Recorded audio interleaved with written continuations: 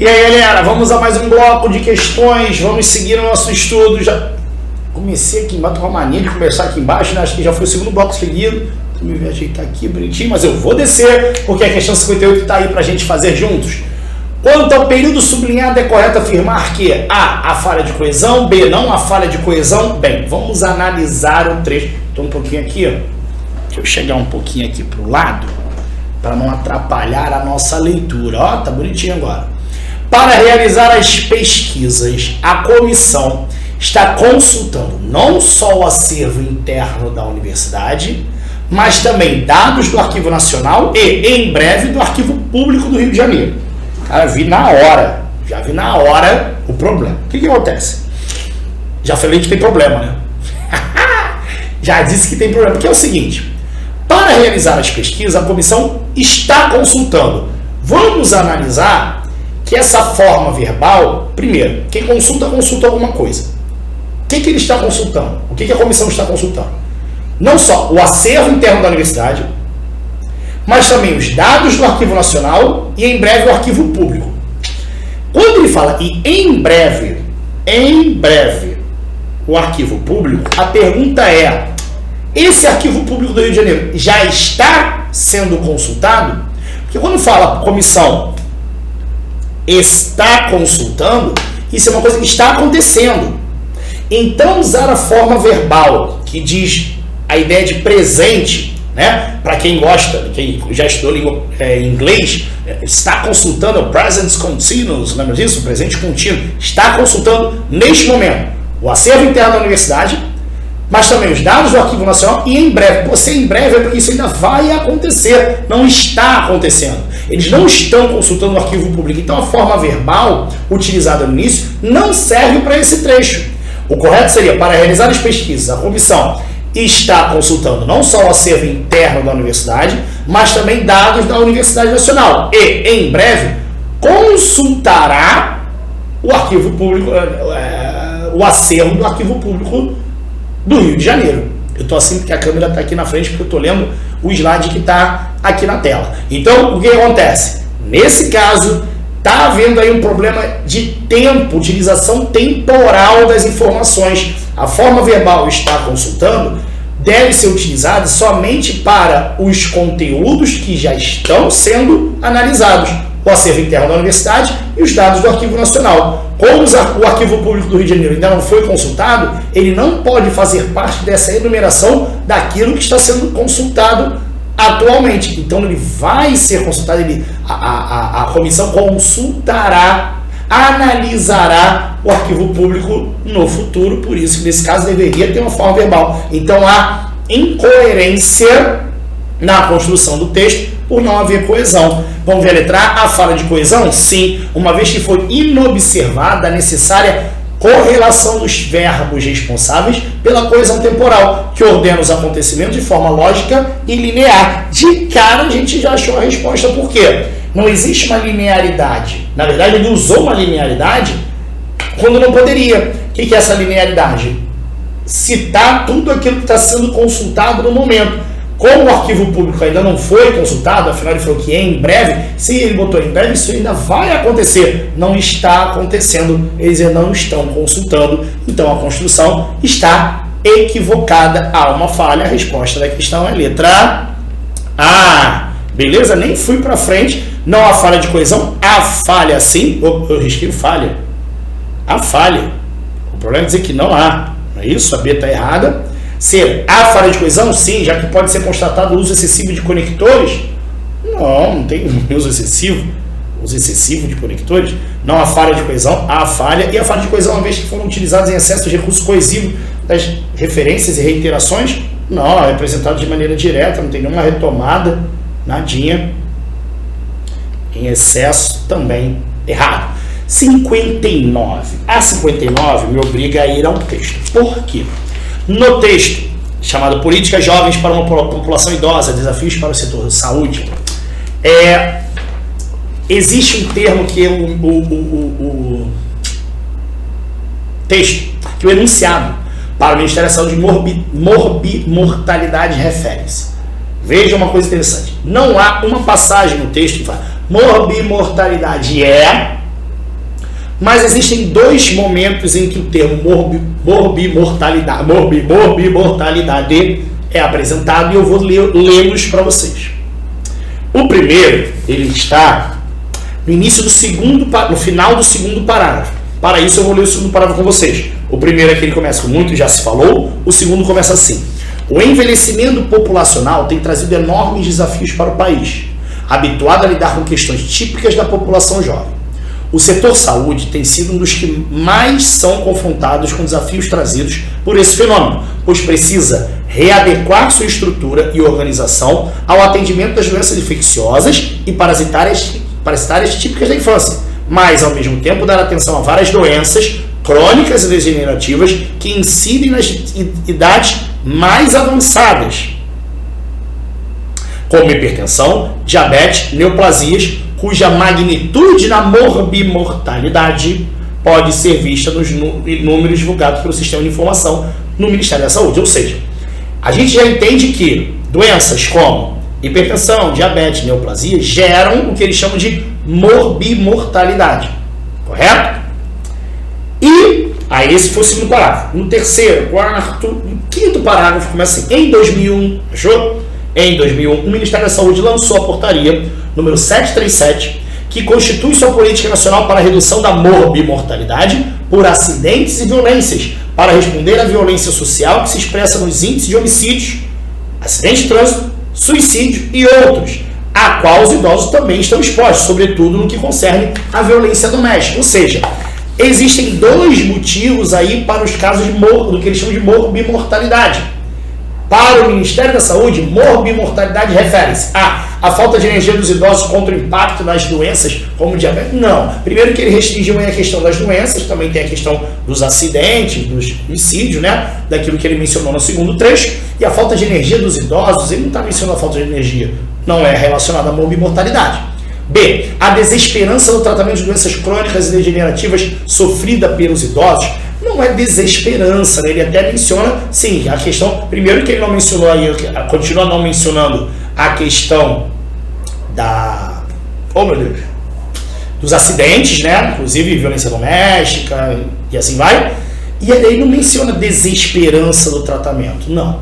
Se a força de vontade das pessoas, vocês estão vendo que a falta de energia, desesperança, força de vontade, eles estão indo para questões muito subjetivas que o texto não menciona e continua a passar a se interessar pela temática da invalidez. Não é isso que é dito.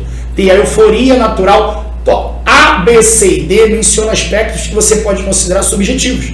A euforia natural dos idosos em termos econômicos e a infraestrutura de serviços hospitalares e afins. Não. Olha a letra E que interessante. Ao impacto das doenças e das mortes que ocorrem na sociedade. Veja, quando fala das doenças, menciona, é claro que é referido às doenças que ele menciona no primeiro trecho, no segundo parágrafo que eu mencionei. E das mortes, ele associa, claro, não somente essas mortes causadas por tais doenças, citadas no segundo parágrafo, mas também como homicídios, violência doméstica, quais são os outros motivos que ele menciona, suicídio, acidente de trânsito, ou seja, o impacto dessas doenças e dessas mortes que ocorrem na sociedade, tudo isso está vinculado à questão da morbimortalidade. Ele não apresenta um conceito pronto, específico, determinado. Ele associa, refere-se ao impacto das doenças e das mortes que ocorrem na sociedade e que envolve quem? Os idosos. Percebeu? Veja que nesse caso ele colocou de uma maneira bem ampla o tema idosos, mas essas doenças e esses fatos que geram morte, vou repetir, homicídios, violência, acidente de trânsito, violência doméstica, qual foi o outro que ele colocou?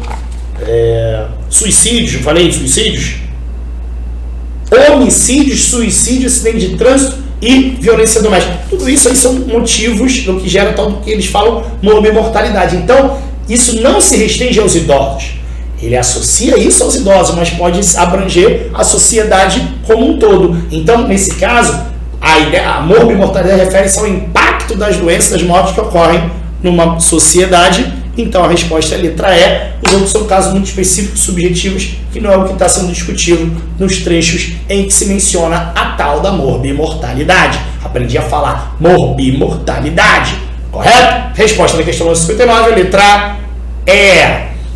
Número 60 diz o seguinte: portando a magnitude dos problemas de saúde dos idosos e a necessidade do setor atuar adequadamente, precisam ser dimensionadas e compreendidas para uma adequação efetiva dos serviços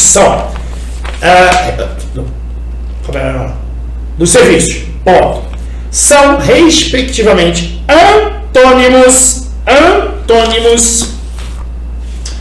dos vocábulos assinalados, ou seja, magnitude e adequação quais são os antônimos? Magnitude, amplitude. Ou seja, magnitude tem amplitude, fora, letra A, já de cara.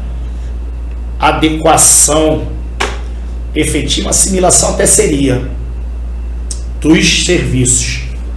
Para uma adequação efetiva, para assimilação, acho que caberia letra A, assimilação. Ah, não, mas assimilação é sinônimo.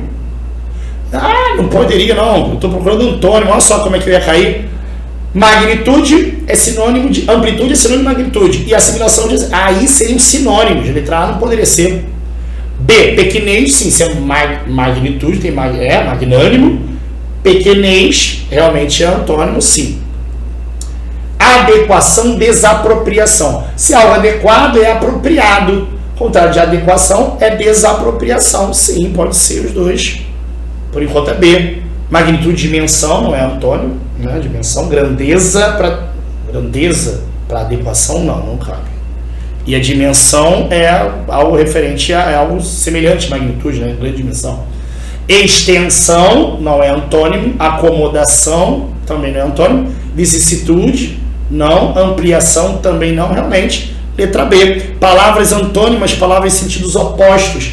Contrário de magnitude é pequenez. Contrário de adequação é desapropriação, sim. Ficou meio escondido aqui, né? É só para a gente marcar. Sim, pequenez e desapropriação são antônimos. Cuidado, hein? Sempre importante você sublinhar. Você viu que já na primeira tá ali, assimilação serve. Mas serve para substituir. Eu quero exatamente o sentido oposto. Eu já ia escorregar. Ainda bem que eu já tinha tirado a letra A, porque eu poderia escorregar. Cuidado, uma questão como essa pode fazer sua cabecinha embaralhar. Não é questão difícil, mas às vezes a gente na pressa, no embalo, acaba errando por desatenção. 61 é uma questão fácil, mas é chatinha, né? Já fizemos isso em uma questão parecida em outro momento. Lembra do des prefixo que a gente analisou numa outra questão? Olha de novo aí a gente analisando elementos formadores de palavras. Dar atenção a várias doenças crônicas e degenerativas que incidem nas idades mais avançadas, como hipertensão, diabetes, neoplasias. Na constituição das palavras sublinhadas temos respectivamente. Aí tem uma maldade, porque é o seguinte: prefixo grego, prefixo latino, você não tem como, você não é obrigado a saber, na verdade, a origem dos termos. Mas o sentido tem hipertensão. Você sabe que a pessoa hipertensa é a pessoa que tem pressão alta, tudo que é hipermercado, hipertensão, é grande. A, posição superior, excesso, sim. Posição interior, não. C, posição inferior, não. D, falta, ausência, não. Letra E, você não precisava nem saber o que é neoplasia, você já matava. Mas é claro que você fala lembra de neologismo? Neo é novo. Aí, ó, A, novo, sim. B, nova, sim. Neoformação, não. Neo-novo, sim. Neo-separação, não. Ou seja, plasia é a ideia de formação. Veja que na B e na C, plasia é explicada de maneira diferente. Neoplasia é uma nova formação, tá ok? E hiper é posição superior, excesso, algo grande. Então, a resposta da questão é letra A. A questão não é difícil, por sorte, porque nesse caso, muita gente fica preocupada, mas eu tenho que saber qual é o prefixo grego, se é prefixo latino. Não, você não tem que saber. Mas, nesse caso, eles colocaram, acredito eu, que era mais para assustar. Porque difícil a questão não é, porque já nem precisava explorar o sentido de neoplasia, porque se você souber o que é hiper, eu acho que é um termo, um prefixo que você já conhece, na verdade, ideia de alto, grande, muito, né? E amplo, né? Excesso, como está na alternativa, realmente você já matava a questão. Número 61, letra A. Beleza? Lá no 62 é muito parecido com a questão que a gente fez recentemente, né? Um pouquinho em alguns. Eu não sei se foi no bloco anterior ou no retrasado, mas vejam aí novamente o destaque de um pronome demonstrativo. Vejam, Muito já se falou sobre o crescimento da população idosa no Brasil nos últimos 50 anos e a necessidade da sociedade se adaptar a essa realidade.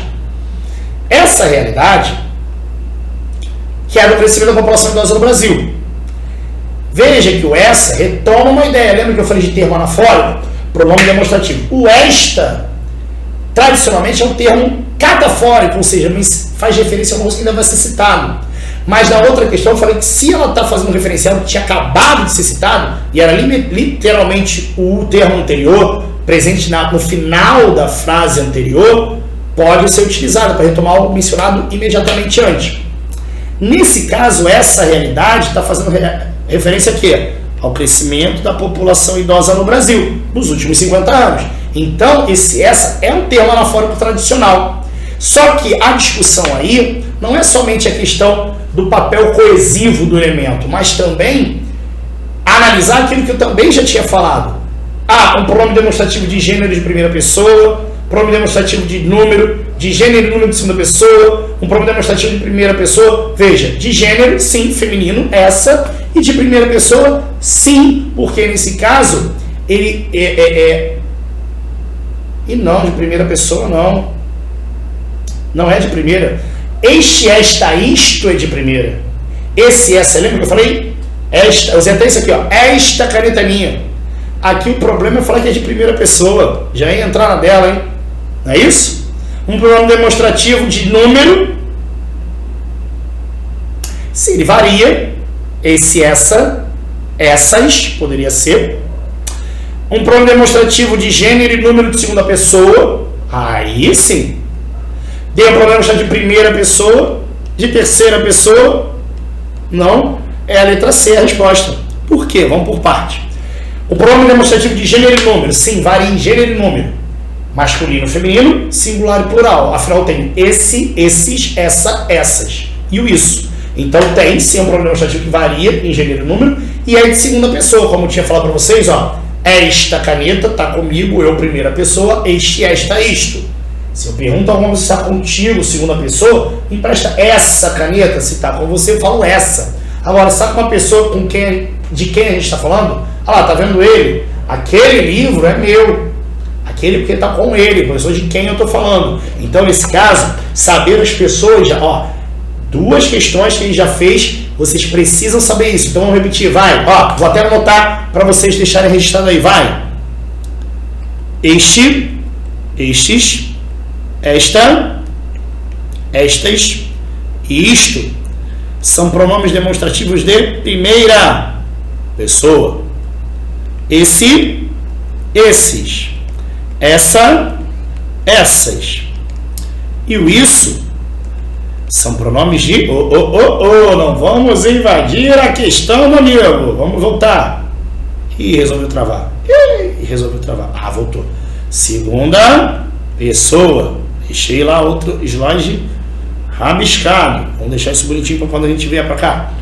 E vamos lá, aquele, aqueles, aquela, aquelas e aquilo são pronomes demonstrativos de terceira pessoa. Então, como eu tenho o essa aqui, de segunda pessoa, sim, a resposta daqui nossa questão é letra C de casa, beleza? Matamos mais um bloco, encerramos mais um bloco, vamos seguir, tem muito mais coisa pela frente, muito mais questão. Lembrando que eu só quero que você corrija depois de ter feito, para você entender onde é que você está errando. Veja que muitos assuntos se repetem, eu quero que você faça por blocos, faça por bloco, faz 5 questões ou de 10 em 10 questões, para você ir analisando e vendo onde você está errando, valeu? Vamos continuar, vamos estudar. Fala galera, mais um bloco de questões, engasguei aqui, Vamos para mais um bloco de questões, questão número 63, vai lá para baixo, Rian. Os vocábulos entardecer e anoitecer são formados por derivação. Vamos lá. Prefixal, sufixal, regressiva, parassintética e por conversão. Vamos primeiro fazer um panorama geral dos tipos de formação de palavras. Bom, ele está começando assim. São formados por derivação. As palavras podem ser formadas por vários processos. Derivação, quando você parte de um único radical. Composição, quando você tem dois ou mais radicais, lembra? Derivação ou composição por aglutinação, com perda de elementos fonéticos, né? E derivação, composição por justaposição, quando as palavras são colocadas uma ao lado da outra, usando o seu não hífen. O que acontece?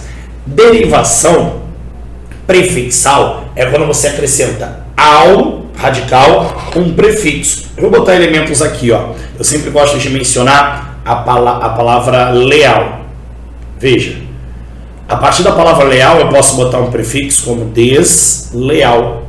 Derivação prefixal, o afixo que precede o radical. A partir da palavra leal eu posso gerar a palavra lealmente. Lealmente não, eu gosto melhor. Lealdade, né? Vejam que com o sufixo dade eu tenho o quê? Derivação sufixal. Eu posso formar a palavra Deixa eu escrever de uma maneira diferente, que eu quero fazer uma brincadeira aqui, ó. Deslealdade. Beleza? Prestem bastante atenção agora no que eu vou fazer, ó. Prefixo e sufixo. Tranquilo? Vejam que nesse caso, deslealdade recebeu prefixo e sufixo. É a derivação prefixal e sufixal. Vejam. Entardecer. Beleza? A palavra entardecer, eu tenho prefixo e sufixo. O prefixo em e o sufixo ecer. Beleza? Beleza? Nesse caso, junto ao radical tarde, que vai até o D, eu acrescentei prefixo e sufixo. Só que existe uma diferença que muita gente acha que entardecer, por receber prefixo e sufixo, é uma palavra também formada por derivação prefixal e sufixal. Mas não. Nesse caso, a gente tem outros. Por quê? Quando eu pego a palavra deslealdade, que recebeu tanto prefixo quanto sufixo, vejam só, por isso que eu reescrevi aqui, ó. Eu posso tirar o des, que existe lealdade. Eu posso tirar o lealdade, que existe desleal. Ou seja, os afixos aqui, o prefixo des e o sufixo dade, eu posso alterná-los. Eu posso tirar qualquer um dos dois, que a palavra, o que resta, continua existindo como palavra.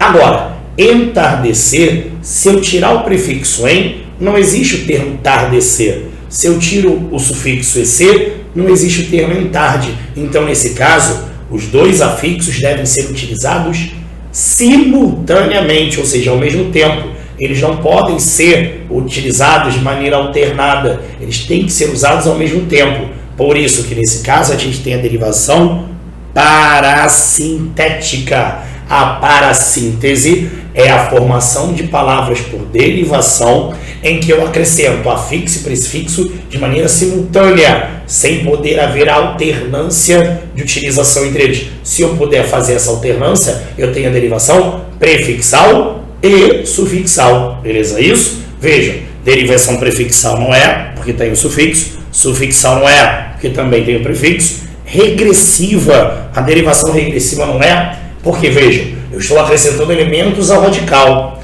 Nesse caso, a regressiva não acrescenta elementos. Tira, por exemplo, a palavra beijo é derivada do verbo beijar. Viu que ela regrediu, que ela diminuiu? Pesca vem do verbo pescar. Então, nesse caso, são palavras que regridem. E por conversão, formação por conversão é conhecido como derivação, muita gente conhece como derivação imprópria, beleza? O que é a derivação imprópria? A derivação imprópria é quando a palavra muda de classe gramatical. Por exemplo, não é um advérbio de negação, mas se eu digo que ela deu um não como resposta, veja que pela presença do artigo indefinido 1 na frente, esse não virou o quê? Substantivo. É muito fácil você perceber isso na maioria dos casos, a maioria, não é sempre. São palavras que são substantivadas. Andar é verbo, mas ele mora no quinto andar, andar virou substantivo. O andar dele é esquecido, ou seja, o jeito de andar. Então, o andar virou substantivo. Na palavra satélite, satélite é um substantivo. Se cidade satélite, veja que satélite aí está como caracterizadora de cidade, tem valor adjetivo. Então, derivação imprópria é quando a palavra muda de classe gramatical. Beleza? Isso? Tranquilo? Garganta tá ruim. Pegar a aguinha no copo. Liga pro copo não, tá? Garganta tá prejudicada. Então, vamos lá. Entardecer. Vou botar também aqui, ó. Anoitecer. Mesmo processo, ó. A prefixo e ser sufixo.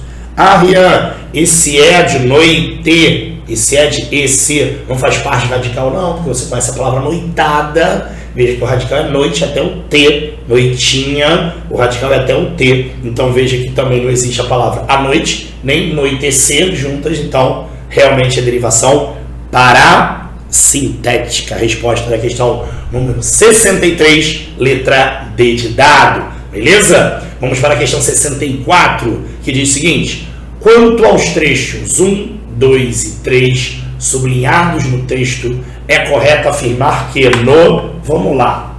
Eu dei mole, normalmente eu coloco... Deixa eu ver se eu coloquei. Acho que não coloquei, não. Não coloquei. Eu dei mole porque normalmente eu coloco o trecho. O que eu vou fazer? Então eu vou ler com vocês para a gente avaliar. O trecho 1 é o título do texto, que vem logo após a questão 63. O título diz assim: por que no meio da dor os negros dançam, cantam e riem? Bom, aí nesse caso a gente tem um detalhe. Por que no meio da dor os negros dançam, cantam e riem? Nesse caso, esse no meio da dor, que a frase direta seria assim, ó: por que os negros dançam, cantam e riem no meio da dor? Esse no meio da dor é uma adjunta adverbial. Há uma regra de quando a adjunta adverbial, regra de pontuação, for de grande corpo, ou seja, for uma locução, sempre que ele for deslocado, normalmente a adjunta adverbial vem no final da oração. Se ele for deslocado, ele obrigatoriamente deve estar isolado por vírgula. Então o enunciado original é assim, ó: por que, vírgula, no meio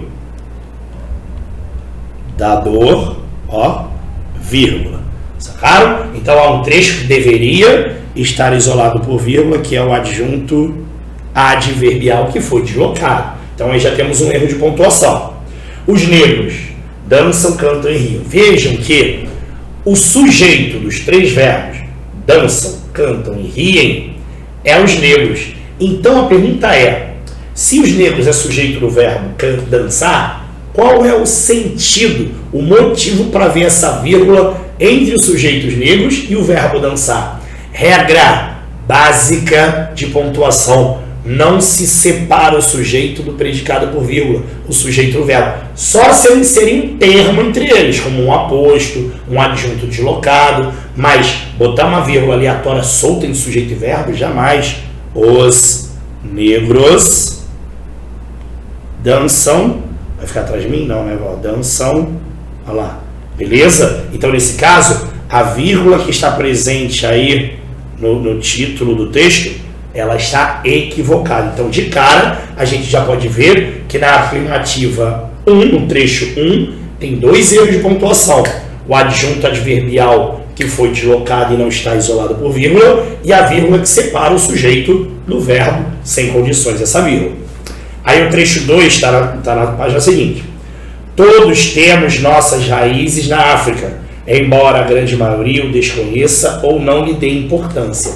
Existe uma situação que é o seguinte: esse embora, essa oração embora a grande maioria o desconheça, essa oração aí introduzida pelo conectivo embora, conectivo de valor semântico de concessão, ela é uma oração subordinada adverbial concessiva devido embora.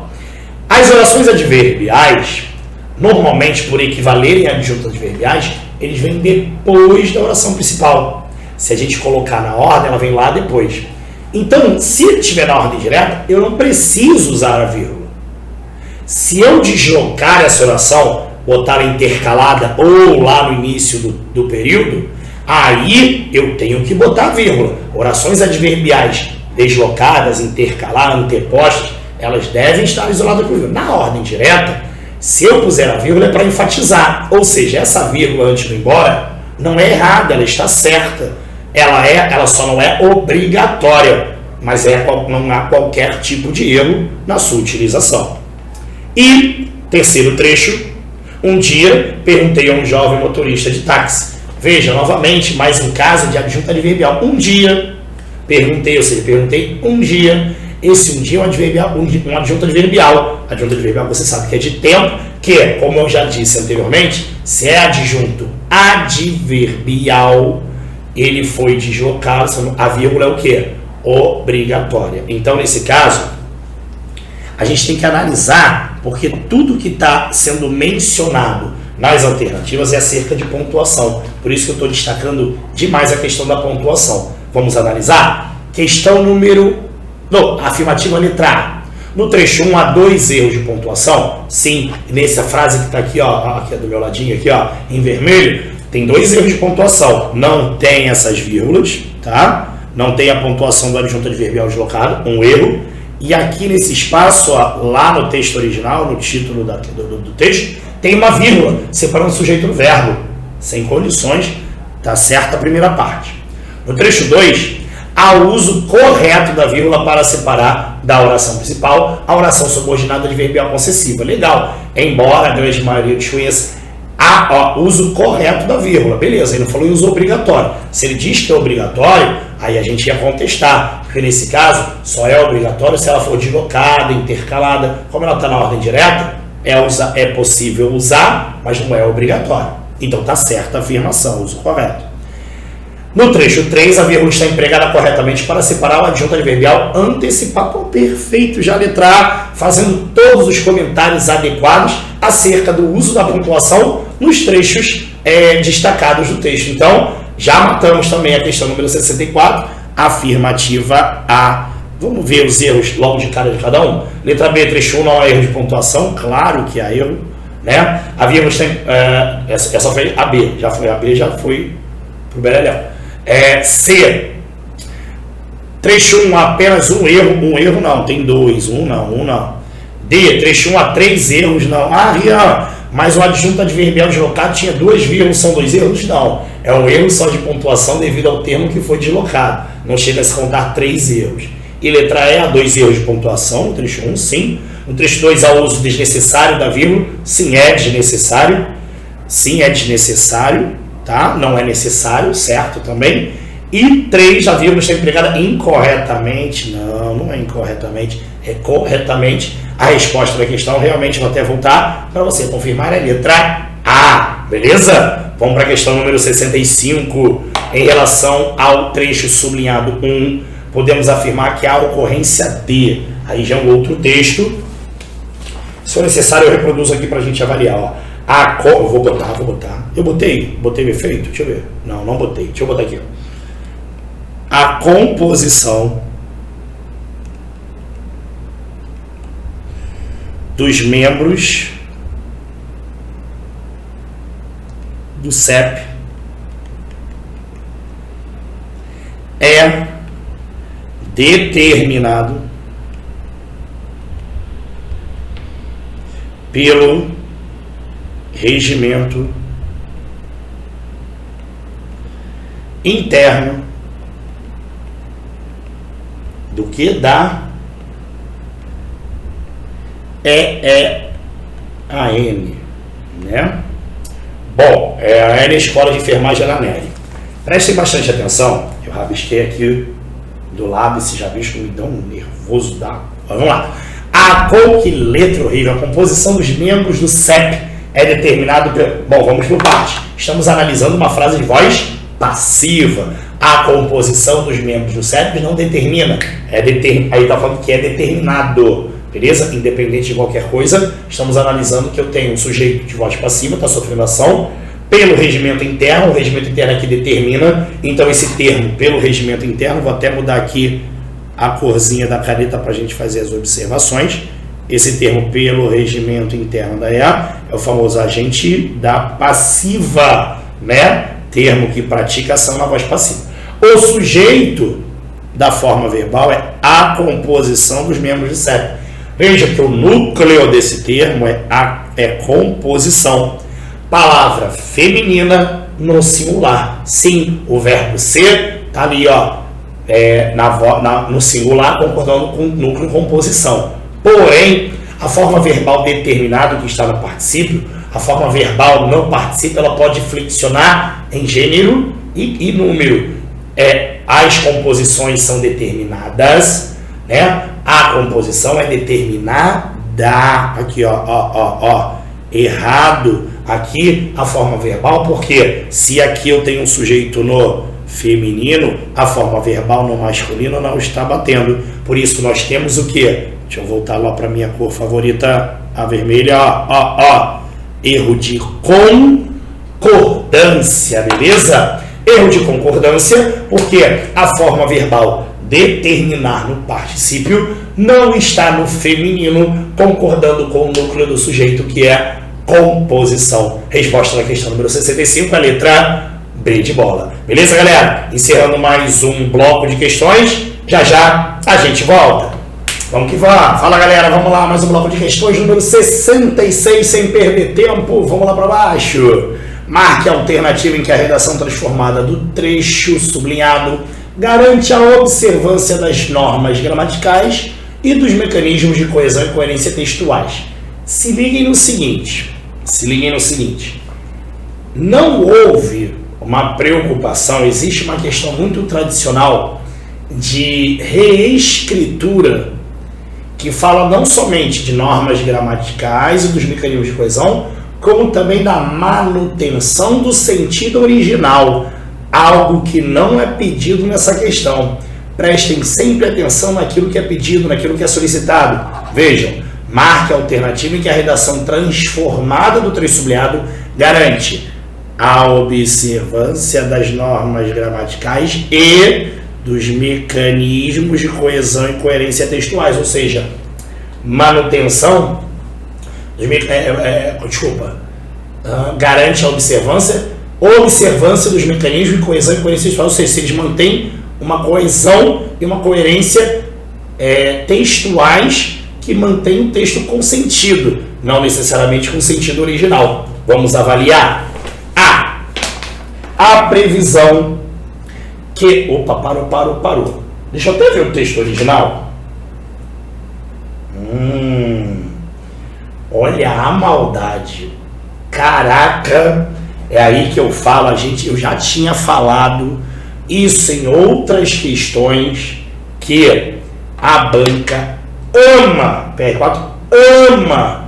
explorar textos que já vêm com erros, com desvios.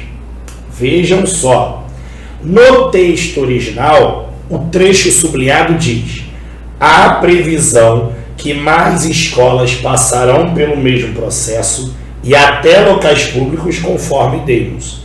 Vejam só, o trecho sublinhado diz a previsão que, amores, se há previsão, a previsão de alguma coisa.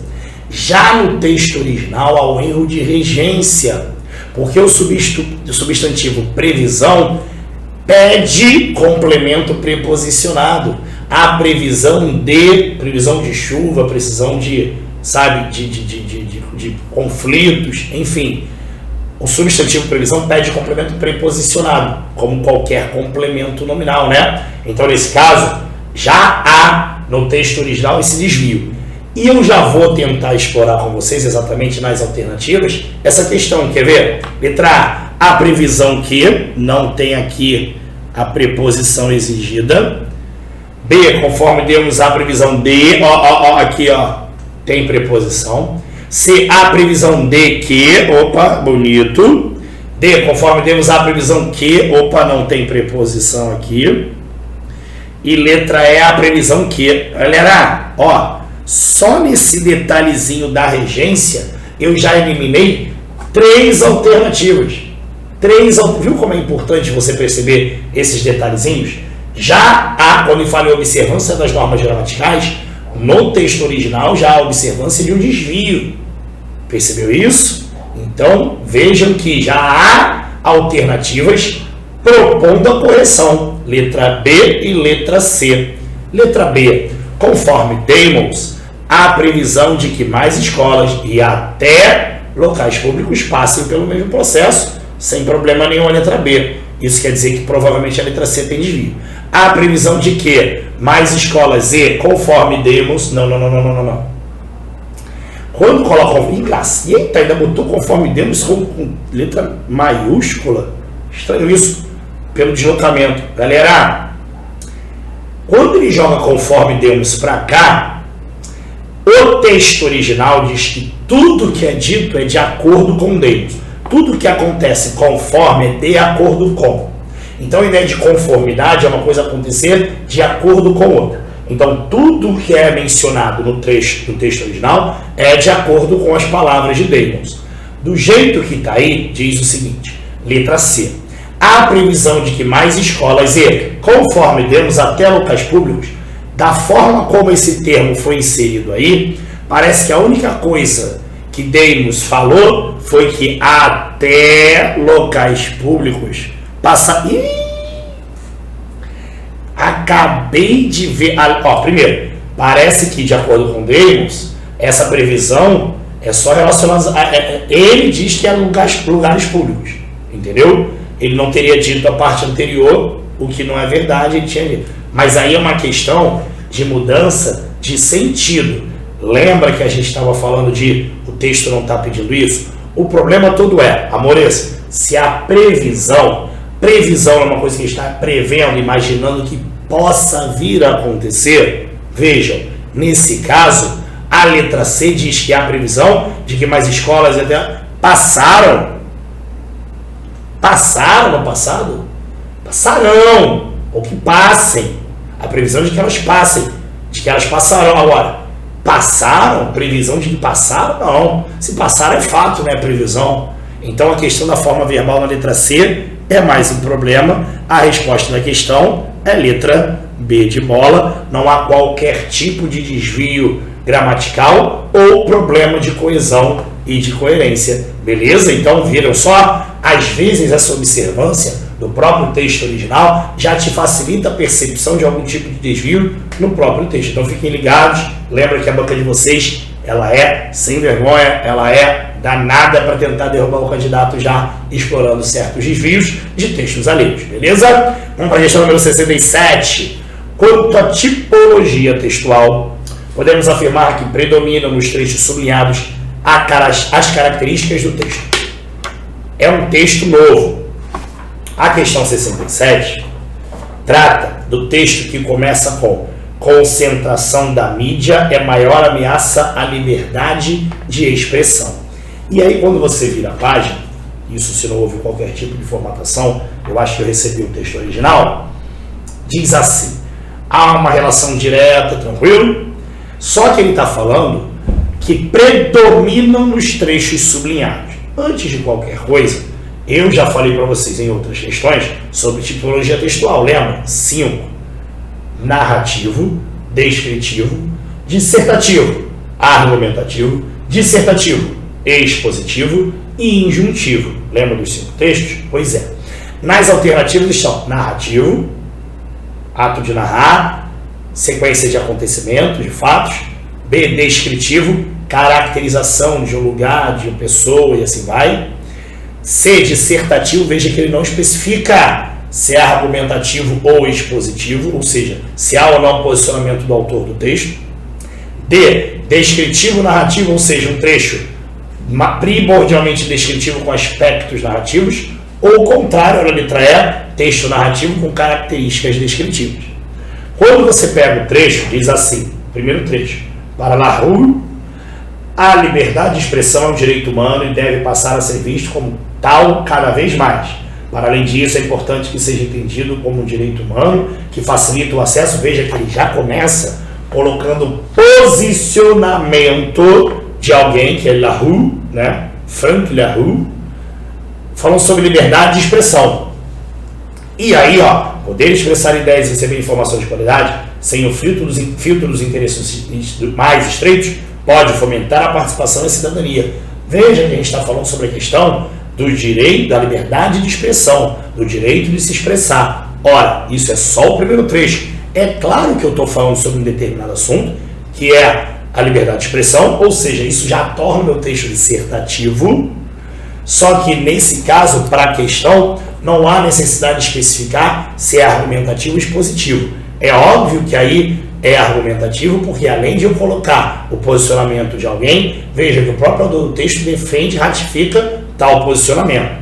Para ele, há uma relação direta para ele, LaRue, então ele continua colocando as ideias de Frank LaRue, a que ele está citando no texto, né? Ou parafraseando, no caso, entre vigilância, privacidade e liberdade. Ele questiona e critica o atual confronto. Veja, ele está colocando tudo aquilo que LaRue, que é o especialista no assunto, que é a autoridade no assunto mencionado no texto, vai para o último trecho, no último parágrafo, e diz: LaRue usa o exemplo lá, não se pode deixar que os estados fiquem à vontade. Ele está se posicionando, botando o seu posicionamento pessoal acerca de um determinado assunto. É claro que esse texto aí é primordial, mas predominam trechos, né? Isso, ó, dissertativo. É claro que a resposta da nossa questão é letra C de casa. Então, é importante que vocês respeitem o enunciado. Ele está falando que predomina os trechos, lembrando que, às vezes, eu já vi, acho que eu já mencionei isso aqui em outra questão, já são 67 questões, é coisa dessa. A voz já está indo embora. Eu já falei em outro momento que eu peguei um trecho de uma questão, uma vez, era um trecho de Dom Casmurro. Quem lê lá na referência Dom Casmurro sabe que Dom Casmurro é um romance, e sendo um romance, é um texto narrativo. Só que o trecho destacado era exatamente o momento em que o narrador descreve os anos de Capitu. Então o texto era primordialmente descritivo. Tem que tomar muito cuidado com o trecho destacado e PR4 destaca determinados trechos, ok? Fiquem atentos, olhem, observem exatamente aquilo que está sendo destacado, beleza? Vamos para a questão número 68. 68 diz o seguinte, ó: relativamente ao emprego do sinal indicativo da crase nos trechos 1 e 2 sublinhados no texto, assinar a alternativa correta. Se não me falha a memória, é mais um outro texto, né? É isso mesmo, vai lá. 68, trecho a seguir adaptado de tradução. Aí, tem dois textos destacados, dois trechos destacados, ambos com crase. Última frase do texto: e à medida que deixamos nossa própria luz brilhar, inconscientemente damos às outras pessoas permissão para fazer o mesmo. Cara, isso tem uma maldade tão grande, mas tão grande. Prestem atenção no que eu vou falar. À medida que, sempre que eu dou aula de crase, existe uma regra tradicional que diz que locuções conjuntivas, prepositivas e adverbiais formadas por palavra feminina, essas locuções devem ter a ocorrência da crase obrigatória. Veja que medida é uma palavra feminina. Ai, gente, chega da pena. No trecho 1, a crase é utilizada indevidamente, uma vez que a medida é locução adverbial feminina. Olha, se você for observar, se liga, vou destacar, hein? Locução adverbial feminina. Locução adverbial feminina. Passa. Locução adverbial feminina. Locução adverbial feminina. Locução adverbial feminina. Não tem nem discussão. Locução adverbial feminina em todos. Opa. Travou. Voltou. Em todas as alternativas. Mas eu mesmo, Rian, põe no meu material assim, ó: à medida que. Locução conjuntiva, com ideia de proporção, proporcional. Aí meu aluno fala assim: poxa, Rian, se você fala que é proporcional, é conjuntiva, por que aí está adverbial? É que é o seguinte, vou botar como está na prova, tá? Tá assim, ó. E a medida, aí vem que o termo sublinhado é a medida. Para ser locução conjuntiva, tem que estar esse que sublinhado também. Esse que é o detalhe. A medida que, esse que é o conectivo de conjunção de orações, a medida que é uma ideia só. Quando ele tira o que, esse que é o termo conectivo de orações, ele saindo esse a medida vira locução adverbial. Então tem muita gente que questiona, mas aí não deveria ser locução conjuntiva? Não, é adverbial, o a medida, beleza? A frase é utilizada indevidamente, uma vez que a medida é locução adverbial feminina. Não, pelo contrário, nesse caso ela é acentuada por isso, não é isso? Ela é acentuada, não é indevida. Já tiramos a letra A. No trecho 1, a frase é utilizada facultativamente, não por ser locução, é obrigatória. Opa, para passar para frente, não para trás. E o que houve? Ah, passou. Facultativamente, não. A frase é adequadamente, sim. Mas já matamos na primeira afirmativa? A gente nem precisou analisar o trecho 2? Bom, vamos voltar. No trecho 2, há também o emprego incorreto da crase, tendo em vista que o verbo dar é transitivo direto, portanto não rege a preposição. Não. Quem dá. Nesse caso, vejam só o trecho. Inconscientemente damos às outras pessoas permissão. Quem dá alguma coisa e dá de permissão às outras pessoas. Veja que o verbo dar aí é transitivo direto e indireto, tem dois complementos. Ele está dando alguma coisa a alguém. Então esse às outras pessoas é o objeto indireto do verbo dar. Então vamos analisar? Vejam só. No trecho 2 há também o emprego incorreto da crase? Não. É correto porque se é objeto indireto tem a preposição dar. Dar alguma coisa a alguém. Beleza. Veja que depois vem outras pessoas. Pessoas é a palavra feminino. E veja que o as, artigo, já está lá presente, está no plural. A preposição do objeto indireto, mais as, artigo de pessoas, crase obrigatória. B, há também o emprego facultativo, não é facultativo, a crase é obrigatória. C, há o emprego indevido, não é indevida, é obrigatório, é devido. D, há também o emprego correto da crase, tendo em vista que o verbo dar é transitivo direto e indireto, e portanto rege a preposição a. Pô, que alternativa linda essa letra D. Para confirmar a letra E, há o emprego facultativo, não é facultativo, o emprego da crase na letra E, nos dois trechos é obrigatório, uma por ser locução adverbial formada por palavra feminina, outra por ser objeto indireto formado por palavra feminina com a presença do artigo as. Beleza? Regido pela preposição a. Beleza, galera? Finalizamos mais um bloco de questões, tem muito mais coisa pela frente. Vamos que vamos!